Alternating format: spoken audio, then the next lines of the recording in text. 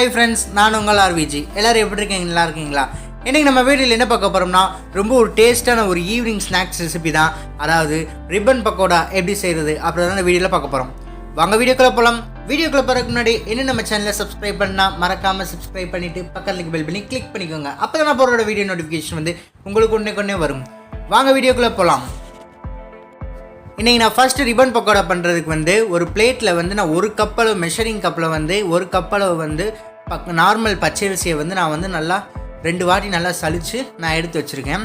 இந்த எடுத்து வச்சதில் வந்து அதே கப்பால் வந்து நான் அரை கப் அளவு வந்து பொட்டுக்கடலை மாவையும் ஆட் பண்ணி அதையும் நல்லா ஒரு வாட்டி நல்லா சலித்து எடுத்துக்கலாம். ஒரு சின்ன கப்பி கூட இருக்கக்கூடாது. அப்படி இருந்தால் கூட நம்மளுக்கு வந்து நம்ம ரிப்பன் பக்கோடா வந்து வெடிக்கிறதுக்கு வாய்ப்பு இருக்குது. பார்த்தீங்களா, பொட்டுக்கடலையில் நான் வந்து அப்படியே டேரெக்டாக நான் வந்து போட்டிருந்தேன்னா எனக்கு இவ்வளோ கப்பி இருந்திருக்கும். அதனால் கண்டிப்பாக எனக்கு வெடிச்சிருக்கும்.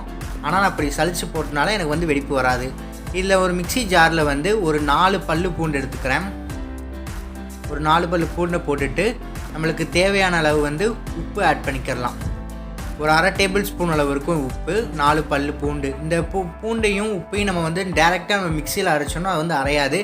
அதனால் ஒரு 2 டேபிள் ஸ்பூன் அளவு வந்து நம்ம சலிச்சு வச்சுருந்த மாவுலேருந்து கொஞ்சம் எடுத்து ஆட் பண்ணிக்கலாம். ஆட் பண்ணிவிட்டு இதை வந்து நல்லா கிரைண்ட் பண்ணிட்டு வந்துடலாம். இப்போ வந்து கிரைண்ட் பண்ணியாச்சு. இப்போ அந்த பவுடரை வந்து நான் அதில் வந்து ஆட் பண்ணிக்கிறேன். பார்த்தீங்களா, நம்ம பூண்டு போட்டதுக்காக அடையாளமே இல்லை, அந்தளவுக்கு நல்லா ஸ்மூத்தாக கிரைண்ட் ஆகிடுச்சு. இப்போ அதை வந்து இந்த மாவுக்குள்ளே நம்ம வந்து ஆட் பண்ணிக்கலாம்.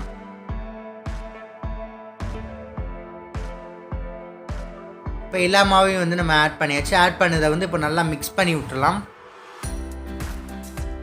நல்லா சலிச்சுட்டு எடுங்க மாவு. அப்போ தான் நம்மளுக்கு வந்து நல்லா கிறிஸ்பியாகவும் வரும். நல்லா எந்த ஒரு டேமேஜும் இல்லாமல் நல்லா நம்மளுக்கு வந்து பர்ஃபெக்டான ரிப்பன் பக்கோடா வந்து நம்மளுக்கு இன்றைக்கி கிடைக்கும்.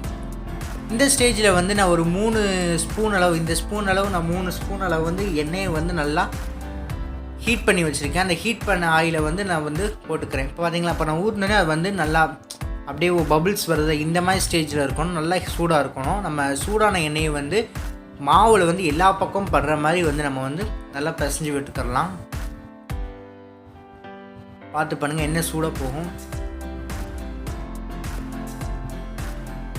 நல்லா மாவு வந்து எல்லா பக்கமும் நல்லா அந்த ஸ்ப்ரெட் ஆகிட்டுருங்க. அப்போ வந்து நம்ம எண்ணெய் ஊற்றினாலும் நம்மளுக்கு மாவு வந்து கொஞ்சம் லைட்டாக நரன்னு இருக்கும். அப்படி இருந்தாலும் நம்மளுக்கு வந்து கரெக்டான கன்சிஸ்டன்சி வந்து மாவு இருக்குதுன்னு அர்த்தம். இப்போ வந்து நான் எல்லா பக்கமும் ஆயில் வந்து நல்லா ஸ்ப்ரெட் பண்ணி விட்டேன். இப்படி நான் பிடிச்சி பார்த்தோன்னா அந்த மாதிரி ஷேப் வரணும். அந்த அளவுக்கு நல்லா கலந்து விட்டுருங்க. இப்போ கலந்து விட்டதுக்கப்புறம் இப்போ வந்து நம்ம காரம் ஆட் பண்ணிக்கலாம். ஒரு அரை டேபிள் ஸ்பூன் அளவு வந்து சில்லி பவுடர் ஆட் பண்ணிக்கிறேன். அதாவது சின்ன ஸ்பூனில் 1 ஸ்பூன் அளவு சில்லி பவுடர் ஆட் பண்ணிக்கோங்க. 1 கப்பு அரிசி மாவு, அரை கப்பு பொட்டுக்கடலை மாவுக்கு இந்த காரம் வந்து நம்மளுக்கு கரெக்டாக இருக்கும். அதே மாதிரி இதே ஸ்பூனில் வந்து உப்பையும் ஆட் பண்ணிக்கோங்க. 4 பல்லு பூண்டியும் ஆட் பண்ணிக்கோங்க. ஆட் பண்ணி கிரைண்ட் பண்ண பவுடரை வந்து இதில் ஆட் பண்ணிக்கணும். இப்போ வந்து எல்லா பக்கமும் நல்லா மாவு வந்து மிக்ஸ் ஆகிருச்சு. இப்போ அதை வந்து நம்ம கொஞ்சம் கொஞ்சமாக தண்ணி தெளித்து நம்ம வந்து மாவு வந்து பிசைஞ்சு எடுத்துக்கலாம்.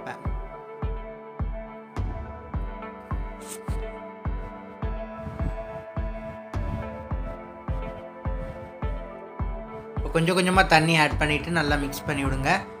எடுத்தோடனே நிறையா தண்ணி ஆட் பண்ணிடாதீங்க. நம்மளுக்கு வந்து மாவு வந்து கரெக்டான கன்சிஸ்டன்சியில் வந்து நம்மளுக்கு வராது. அதனால் கொஞ்சம் கொஞ்சமாக ஆட் பண்ணி நல்லா கரெக்டான பக்குவத்தில் வந்து மாவு வந்து பிசைஞ்சு எடுத்துக்கோங்க. கொஞ்சம் கொஞ்சமாக தண்ணி ஆட் பண்ணுங்கள், ரொம்ப சேர்த்துடாதீங்க. அப்போ வந்து நம்மளுக்கு மாவு வந்து தண்ணி ஆயிரும். இது கூட நம்ம எக்ஸ்ட்ரா மாவு வந்து நம்ம ஆட் பண்ணோம்னா மெஷர்மெண்ட் வந்து நம்மளுக்கு மாறிடு. அப்புறம் நம்மளுக்கு வந்து கரெக்டான ரிப்பன் பக்கோடா வந்து நம்மளுக்கு வந்து கிடைக்காது. அதனால தான் கொஞ்சம் கொஞ்சமாக தண்ணியை வந்து ஆட் பண்ணிக்கோங்க. இப்போ நான் வந்து எல்லா தண்ணியும் ஆட் பண்ணிவிட்டு இந்த மாதிரி நல்லா பிசைஞ்சு வச்சாச்சு. பார்த்தீங்களா, பிளேட்லேயும் ஓட்டலை, அதே மாதிரி என் கையிலையும் ஓட்டலை. இந்த மாதிரி கரெக்டான கன்சிஸ்டன்சியில் இருக்கணும் மாவு. பார்த்தீங்களா, இவ்வளோ பர்ஃபெக்டான மாவு வந்து இப்போ வந்து நம்ம ரெடி பண்ணியாச்சு. இந்த மாதிரி ஒட்டாமல் இருக்கணும்.